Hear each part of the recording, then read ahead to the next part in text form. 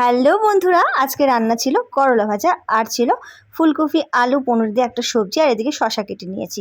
তো যাই হোক, শশা বাড়িতে এলেই অর্পণ না শশা খাওয়ার ছোচা, ও আগে আগেই খেয়ে ফেলে, ভীষণ খেতে ভালোবাসে। তো যাই হোক, আজকে বাসন টাসন আগে মেজে নিয়েছিলাম, শুধু একটা বাটি ছিল, সেটাই যে এখন মাজছি। আর ডাইনিং টেবিলটাও সুন্দরভাবে ক্লিন করে নেব, তারপর ঘরঠর ঝাঁটা মেরে মুছে নেব। আজকে না জামা কাপড় কাচাকুচি নেই বললেই চলে, নেই।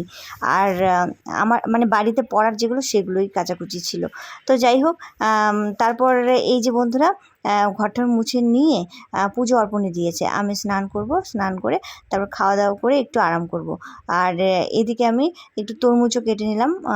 দুপুরবেলা দেখবি তরমুজ খেতে কিন্তু দুপুরবেলাই ভালো লাগে গরমের মধ্যে। তো যাই হোক, অর্ধেকটা কেটে ফ্রিজে রেখে দিলাম, বিকেলে যদি খায়। আর এখন এই যে একটু কেটে অর্পণকে দিলাম। এটা সন্ধেবেলার ক্লিপ বন্ধুরা। এটা হলো অর্পণের বাপি বললো হাক্কা নুডলস বানাও, ওই যে বাইরে খাচ্ছে, দেখো এখানে না খুব সুন্দর হাওয়া আসে।